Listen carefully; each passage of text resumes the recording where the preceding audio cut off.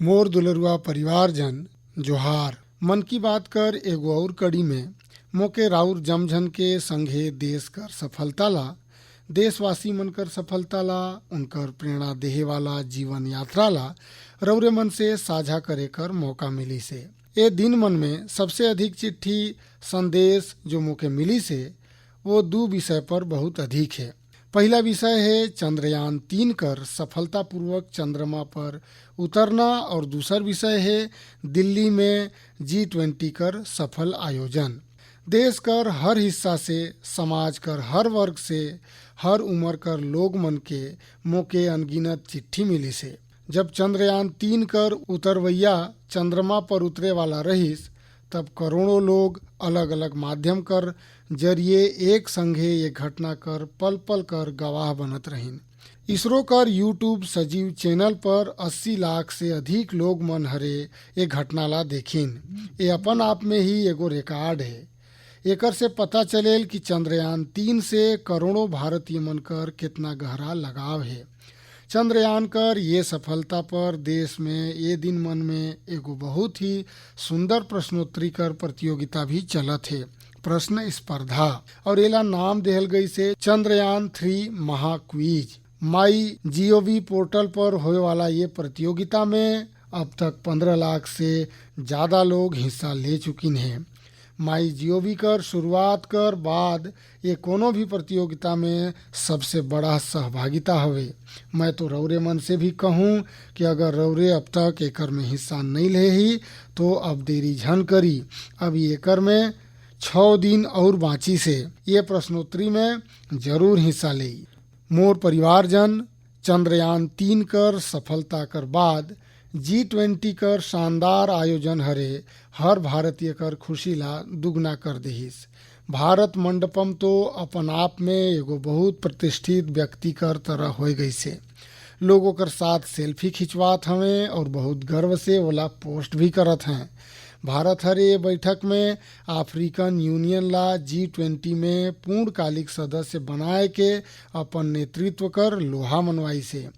रौरे मन ला ध्यान होही जब भारत बहुत समृद्ध रहीस वो जमाना में हमर देश में और दुनिया में रेशम मार्ग पर बहुत चर्चा होत रहीस। ये रेशम मार्ग व्यापार कारोबार कर एगो बहुत बड़ा माध्यम रहीस। अब नया जमाना में भारत हर एगो और व्यापार गलियारा कर नाव G20 में सुझाई से।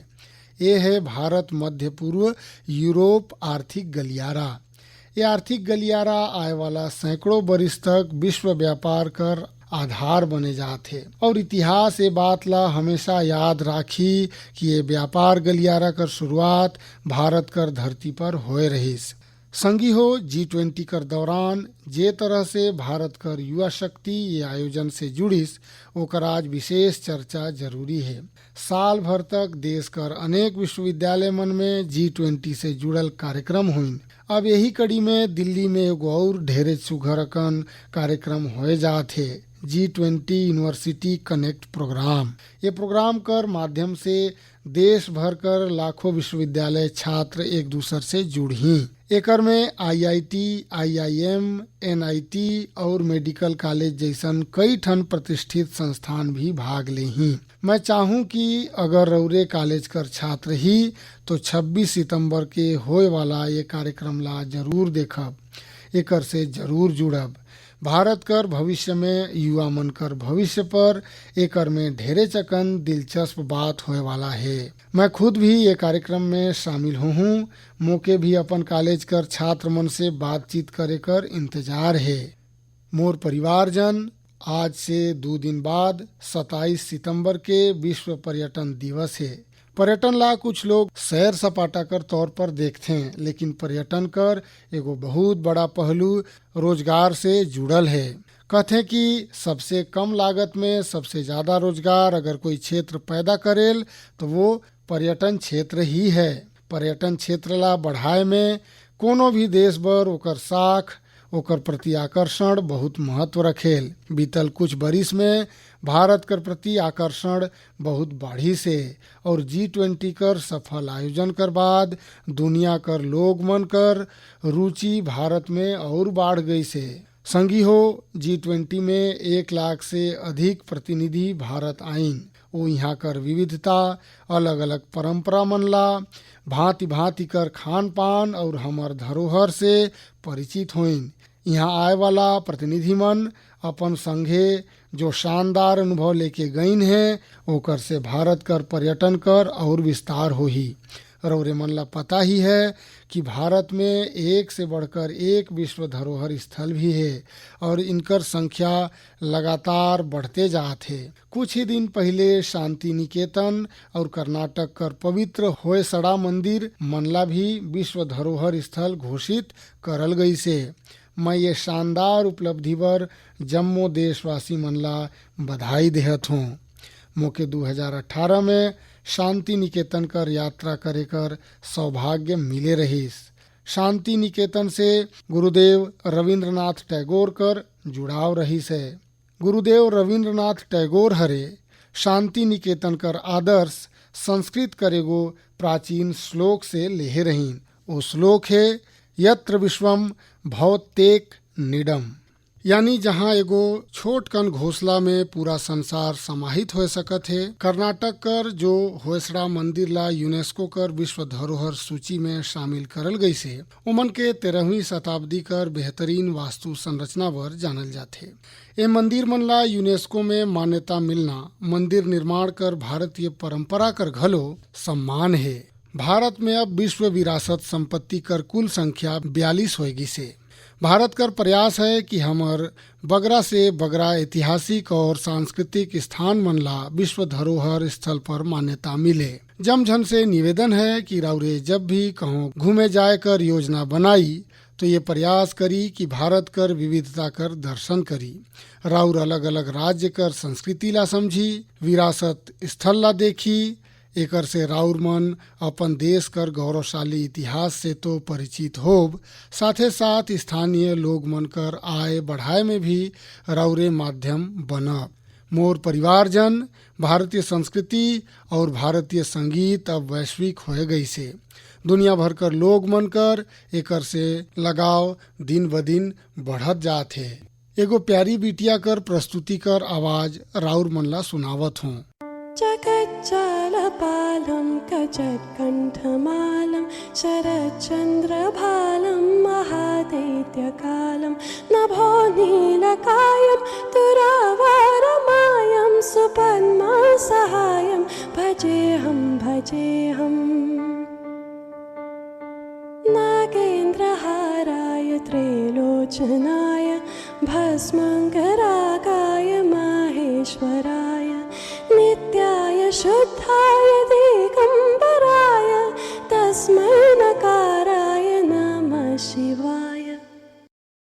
एला सुन के राउर मन हैरान हो गए ना, कतेक मधुर आवाज है और हर शब्द में जो भाव झलकत है, ईश्वर कर प्रति इनकर लगाव हमन अनुभव कर सकत ही।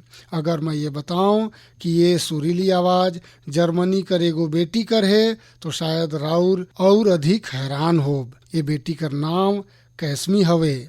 21 बछर कर कैसमी ए दिन में इंस्टाग्राम में बहुत छाई से। जर्मनी कर रहे वाली कैसमी कबो भारत नहीं आई से, लेकिन वो भारतीय संगीत कर दीवानी है। जो कभी भारत ला देखिस तक नहीं है, ओकर भारतीय संगीत में ये रुचि बहुत ही प्रेरक हवे। कैसमी जन्म से ही देख नहीं पायल, लेकिन ये मुश्किल चुनौती वो के असाधारण उपलब्धि पाए में रोक नहीं पारिस। संगीत और सृजनशीलता ला लेके ओकर जुनून कुछ ऐसन रहीस कि बचपन से ही वो गाना शुरू कर देहिन। अफ्रीका कर ड्रमिंग कर शुरुआत तो वो हरे मन 3 बछर कर उम्र में ही कर देहे रहीन। भारतीय संगीत से उमन कर परिचय 5-6 साल पहले ही होइस। भारत कर संगीत हर इतना मोह लेहिस कि वो एमे पूरा तरह से रम गईन। ओहर तबला बजाना घलो सीखीन है। सबले प्रेरक गोट तो ये हवे कि कई ठे भारतीय भाषा मन ला गाय में वो महारत हासिल कर चुकिन है। संस्कृत, हिंदी, मलयालम, तमिल, कन्नड़ या फिर असमी, बंगाली, मराठी, उर्दू ओहरे ये सब में अपन सुर साधीन है। राउर कल्पना कर सकत ही कोनो ला दूसर अनजान भाषा कर 2-3 लाइन बोले पड़ जाही तो कतेक मुश्किल लागेल, लेकिन कैसमी बर जैसे डेरी हाथ कर खेल है। राउर जमझन बर मैं यहाँ कन्नड़ में गाल एगो गीत साझा करत हूँ। ನಮ್ಮ ವಚನ ಬಹುವಚನ ನುಡಿರು ಕನ್ನಡ ನಡೆಯಿರೋ ಕನ್ನಡ ನಮ್ಮ ವಚನ ಬಹುವಚನ ನುಡಿರು ಕನ್ನಡ ನಡೆಯಿರೋ ಕನ್ನಡ ಕನ್ನಡ ನಮ್ಮ ಕನ್ನಡ। भारतीय संस्कृति और संगीत ला लेके जर्मनी कर कैसमी कर ये जुनून कर मैं हृदय से सराहना करत हूँ। उनकर ये प्रयास हर भारतीय ला अभिभूत करे वाला है। मोर परिवारजन हमार देश में शिक्षा ला हमेशा एक सेवा कर रूप में देखल जाथे। मोके उत्तराखंड कर कुछ ऐसन युवा मन कर बारे में पता चली से जो यही भावना कर संग बच्चा मन कर शिक्षा बर काम करत हैं। नैनीताल जिला में कुछ युवा मन बच्चा मन बर अनोखा घोड़ा लाइब्रेरी कर शुरुआत करीन है। ये लाइब्रेरी कर सबले रोट विशेषता यही है कि दुर्गम से दुर्गम इलाका में भी एकर माध्यम से बच्चा मन तक पुस्तक पहुंचत है। और इतना ही नहीं, ये सेवा बिल्कुल निःशुल्क है। अब तक एकर माध्यम से नैनीताल कर 12 गांव ला कवर करल गई से।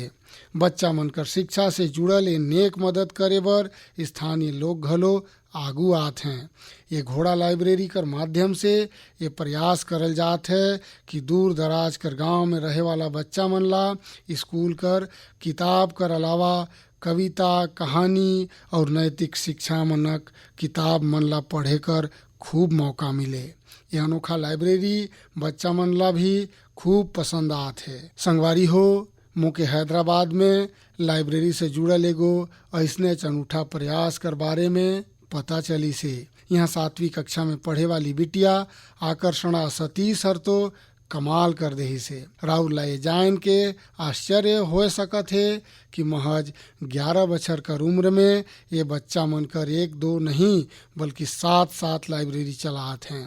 आकर्षणला 2 साल पहले एकर प्रेरणा तब मिलीस जब वो अपन माता पिता कर संगे एक कैंसर अस्पताल गए रहीस। ओकर पिता जरूरतमंद मन बर मदद कर सिलसिला में वहाँ गए रहीन।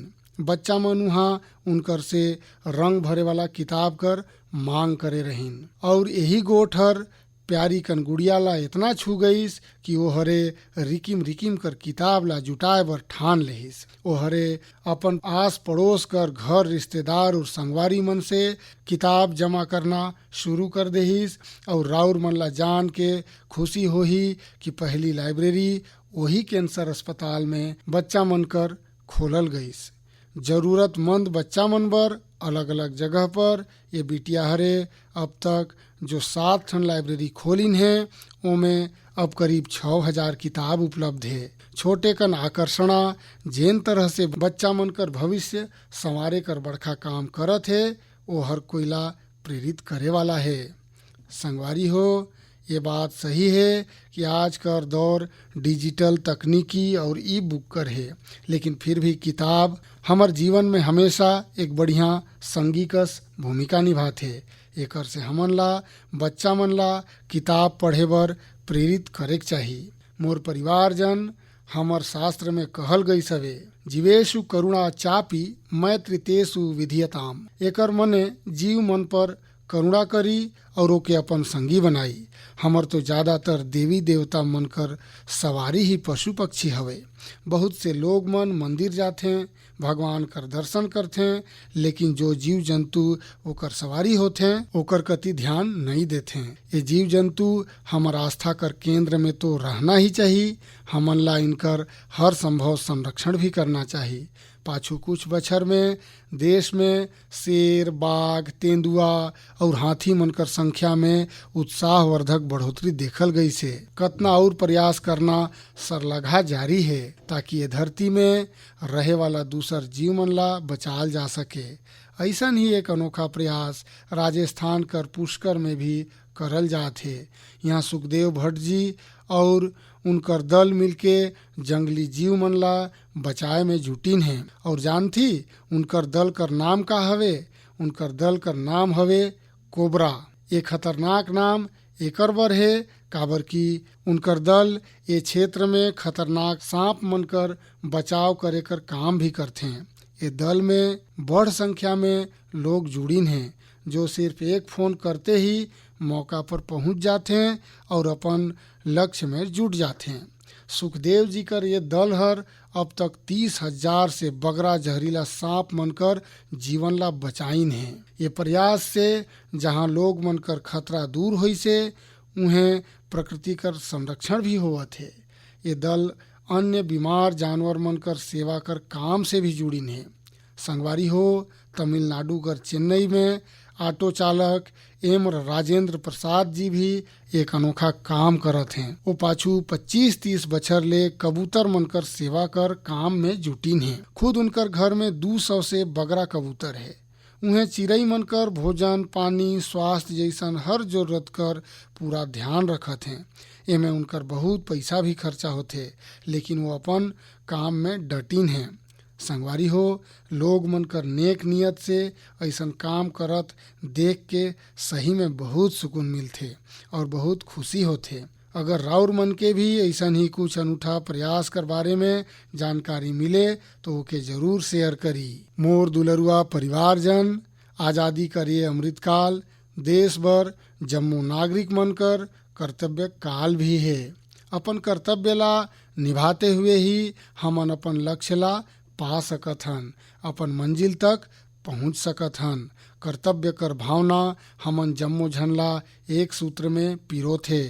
यूपी कर संभल में देश कर्तव्य कर भावना कर एक ऐसन मिसाल देखी से जेला में राउर मन से भी शेयर करना चाहत हूँ। राउर सोची 70 से बगरा गांव हो, हजारों कर आबादी हो और जम्मो लोग मिल के एक लक्ष्य एक ध्येय पाए बर साथ आ जाएं, जुट जाएं, ऐसन कम ही होते लेकिन संभल कर लोग मन एक कईर के दिखाइन। ये लोग मन मिल के जन भागीदारी और सामूहिकता कर बहुत ही शानदार मिसाल कायम करीन है। दरअसल ये क्षेत्र में 10 को पहले सोत नाम कर एक नदी बहत रहीस। अमरोहा से शुरू होके संभल होते हुए बदायूं तक बहे वाला ये नदी एक समय में ये क्षेत्र में जीवन दायिनी के रूप में जानल जात रहीस। ये नदी में सरलगा पानी बहावत रहीस जो यहाँ कर किसान मन कर खेती कर मुख्य आधार रहीस। समय के साथ नदी कर प्रवाह कम होइस। नदी जैन रास्ता से बहत रहीस वहाँ अतिक्रमण हो गईस और ये नदी विलुप्त हो गईस।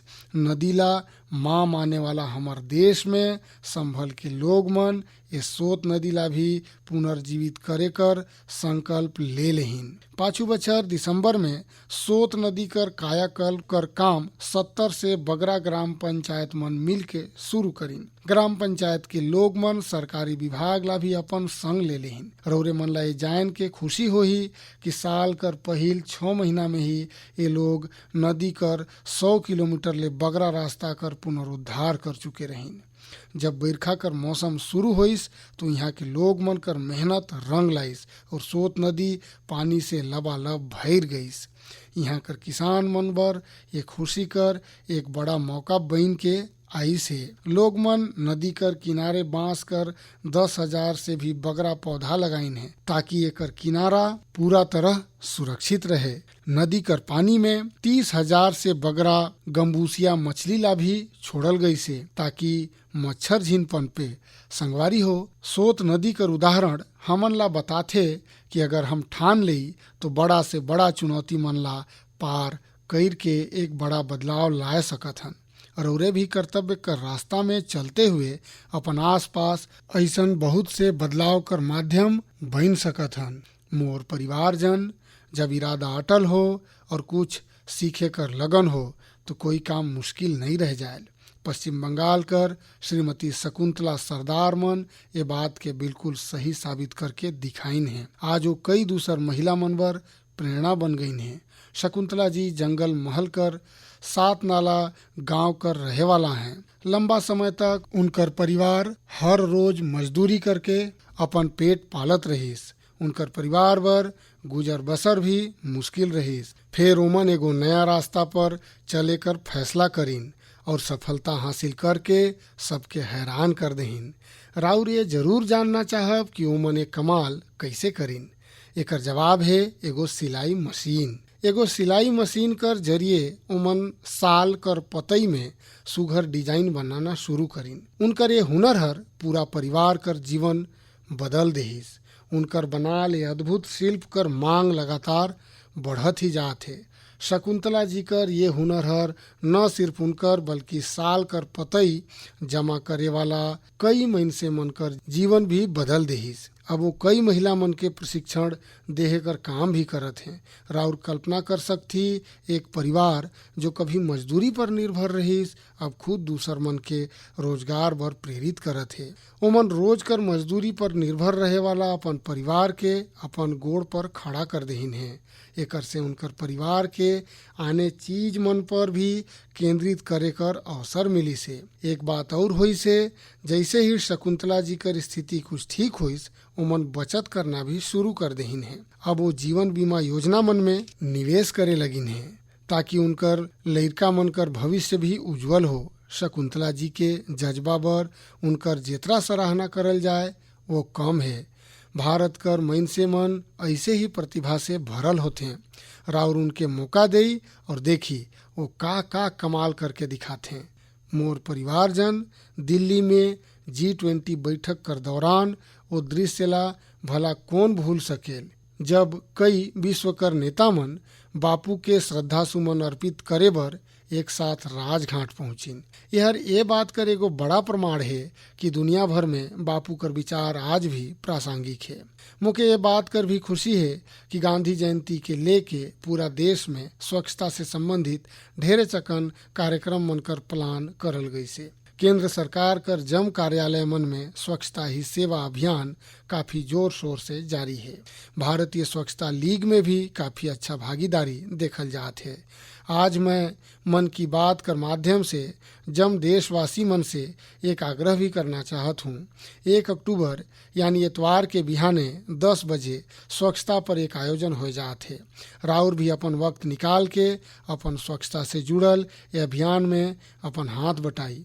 राउर अपन गली, आस पड़ोस, बगीचा, नदी, सरोवर चाहे फिर कोई दूसर सार्वजनिक जगह मन में ये स्वच्छता अभियान से जुड़ सकती और जहाँ जहाँ अमृत सरोवर बनी से वहाँ स्वच्छता जरूर करना चाहिए।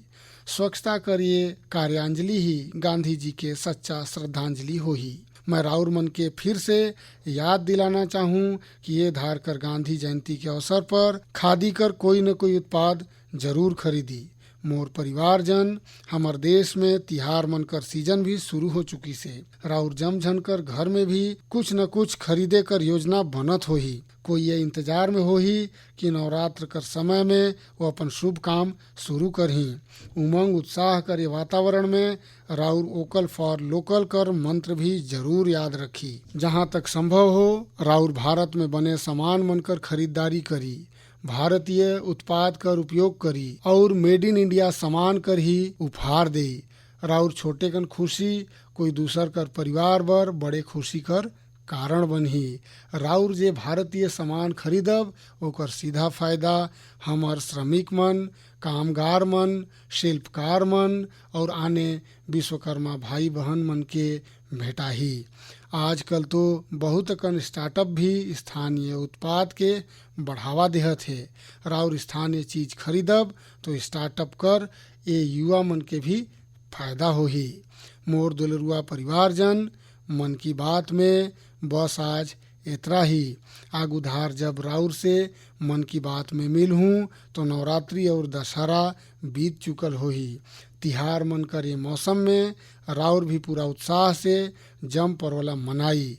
राउर परिवार में खुशी रहे मोर ही कामना है। ये पर्व मनकर राउर मन के बहुत कन शुभकामना।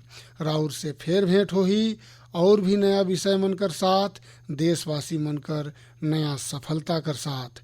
राउर अपन संदेश मोके जरूर भेजत रहब, अपन अनुभव साझा करना झन भूलब। मैं प्रतीक्षा करहूँ। बहुत बहुत धन्यवाद। जोहार।